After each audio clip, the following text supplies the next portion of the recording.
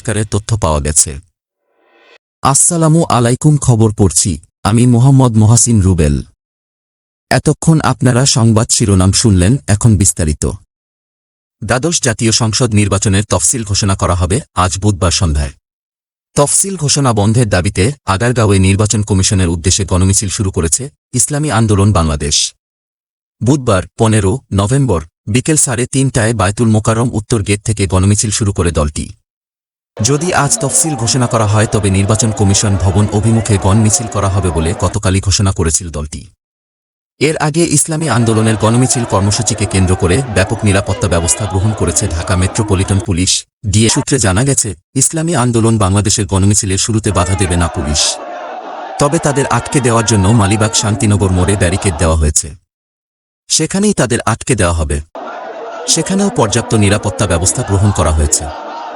এর আগে মঙ্গলবার 14 নভেম্বর বিকেলে পল্টনের কার্যালয়ে দেশের চলমান সংকটজনক রাজনৈতিক পরিস্থিতি পর্যালোচনা সভায় ইসলামী আন্দোলন বাংলাদেশের প্রেসিডিয়াম সদস্য প্রিন্সিপাল মাওলানা সৈয়দ মোসাদ্দেক বিল্লাহ আল মাদানী বলেছিলেন, রাজনৈতিক সমঝোতা ছাড়া একতরফা আত্মঘাতীর তফসিল ঘোষণা দেশবাসী মানবে না।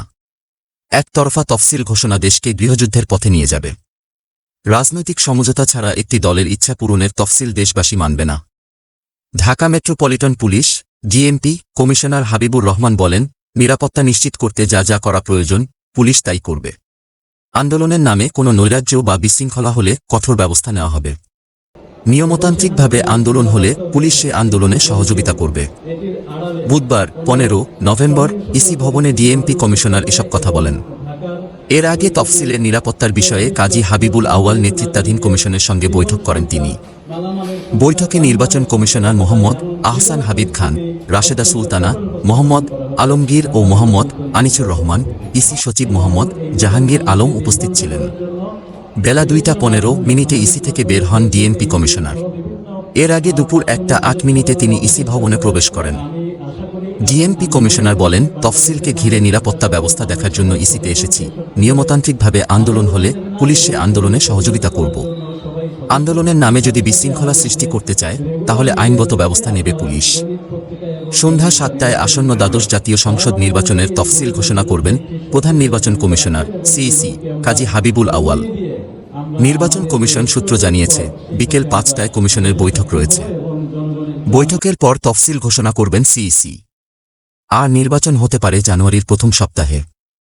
তফসিল ঘোষণার পর কেউ জনমনে আতঙ্ক ও বিশৃঙ্খলা সৃষ্টি করতে চাইলে নির্বাচন কমিশনের দিক নির্দেশনা অনুযায়ী আইনশৃঙ্খলা বাহিনী কঠোর ব্যবস্থা নিবে বলে জানিয়েছেন ঢাকা মহানগর পুলিশের অতিরিক্ত কমিশনার গোয়েন্দা মোহাম্মদ হারুন অর রশিদ। বুধবার 15 নভেম্বর দুপুরে নিজ কার্যালয়ে সাংবাদিকদের সঙ্গে আলাপকালে এসব কথা বলেন তিনি। হারুন অর রশিদ বলেন, তফসিল ঘোষণাকে ঘিরে ও ঘোষণার পর কেউ যদি সহিংসতা করে ও অনলাইনে উস্কানি দিলে তাদের বিরুদ্ধে কঠোর ব্যবস্থা নেওয়া হবে। জনগণের নিরাপত্তা দিতে রাজধানীর গুরুত্বপূর্ণ পয়েন্টে পুলিশের নজরদারি থাকবে। পাশাপাশি অলিতে গলিতে মোটরসাইকেল পেট্রোল টিম কাজ করবে বলেও জানায় গোয়েন্দা পুলিশের এই কর্মকর্তা। তিনি আরও বলেন, নির্বাচন কমিশনের নির্দেশনা মতে কাজ করবে পুলিশ। বিদেশে বসে করা উস্কানি দিচ্ছে সে বিষয়ে পুলিশ জানে। কেউ যাতে নাশকতা না করতে পারে সেজন্য সব ধরনের প্রস্তুতি নিয়েছে পুলিশ। বগুড়ার শেরপুরে বিএনপি জামায়াত ও সমমনা দলের ডাকা ৫ম দফার অবরোধে প্রথম দিনে বিএনপি আওয়ামী লীগের সংঘর্ষে 5 পুলিশ সদস্য ও সাংবাদিকসহ 2 পক্ষের অন্তত 30 জন আহত হয়েছেন। বুধবার বেলা 11:15টার দিকে ঢাকা বগুড়া মহাসড়কের খেরজুরতলা এলাকায় এই সংঘর্ষ ঘটে। পরিস্থিতি নিয়ন্ত্রণ আনতে টিয়ারশেল ও রাবার বুলেট নিক্ষেপ করেছে পুলিশ। আহতরা হলেন শেরপুর থানার ওসি বাবু কুমার সাহা, এসআই হাসান, কনস্টেবল মোহাম্মদ শামীম, মোহাম্মদ রেজাউল, মোহাম্মদ আফাজ, সাংবাদিক এজেড হীরা ও জাতীয় শ্রমিক লীগ শেরপুর উপজেলা আহ্বায়ক কমিটির সদস্য মাজেদুল ইসলাম, সুঘাট ইউনিয়নের 9 নং ওয়ার্ডের যুবলীগের সাধারণ সম্পাদক রফিকুল ইসলাম, সীমাবাড়ি ইউনিয়নের আওয়ামী লীগের সাংগঠনিক সম্পাদক মাসুদ রানা, 2 নং ওয়ার্ডের আওয়ামী লীগের সভাপতি কামাল হোসেন সহ 7 জন। বিএনপি স্বেচ্ছাসেবক দলের আহতদের নাম পরিচয় পাওয়া যায়নি। স্থানীয় সূত্রে জানায়, বুধবার বেলা 11:30টার দিকে অবরোধ সমর্থনে জেলা বিএনপির উপদেষ্টা ও সাবেক এমপি জি.এম. সিরাজের নেতৃত্বে একটি মিছিল দলীয় কার্যালয় থেকে বের হয়। মিছিলটি ঢাকা বগুড়া মহাসড়কের হাসপাতাল রোডের মোড়ের সামনে পৌঁছালে একই সময় ওই এলাকায় উপজেলা আওয়ামী লীগের শান্তি সমাবেশের মিছিল আসে। সমাবেশস্থলের পাশ দিয়ে যাওয়ার পথে দুপক্ষের মধ্যে সংঘর্ষ বাধে। এ সময় সেখানে প্রায় আধা ঘণ্টা ধরে ধাওয়া পাল্টা ধাওয়া ঘটে। পরে পুলিশ পরিস্থিতি নিয়ন্ত্রণে বেশ কয়েকটি টিয়ারশেল নিক্ষেপ করে। সংঘর সে ৫ জন পুলিশ সদস্য, একজন সাংবাদিক, বিএনপি ও অঙ্গসংগঠনের ১৫ নেতাকর্মী আহত হন। অপরদিকে আওয়ামী লীগের ১০ জন আহত হওয়ার খবর পাওয়া গেছে। সংঘর্ষের বিষয়ে উপজেলা বিএনপির সাধারণ সম্পাদক রফিকুল ইসলাম মিন্টু অভিযোগ করে বলেন, আমরা শান্তিপূর্ণভাবে মিছিল করছিলাম। হাসপাতাল রোড এলাকায় এলে আওয়ামী লীগের লোকজন পিছন থেকে এসে আমাদের ওপর হামলা চালিয়েছে। আমরা ঘুরে প্রতিহত করার চেষ্টা করতেই পুলিশ টিয়ার শেল ছুটতে শুরু করে। এতে আমাদের ১২ জন নেতাকর্মী আহত হয়েছেন। সংঘর্ষের ঘটনায় জানতে চাইলে উপজেলা যুবলীগের সাধারণ সম্পাদক মোস্তাফিজুর রহমান ভুট্টু বলেন, এ ঘটনায় বিএনপি দায়ী। বিএনপি আওয়ামী লীগের শান্তি সমাবেশ প্রথমে আমাদের দিকে ইটপাটকেল ছুড়ে হামলা করে।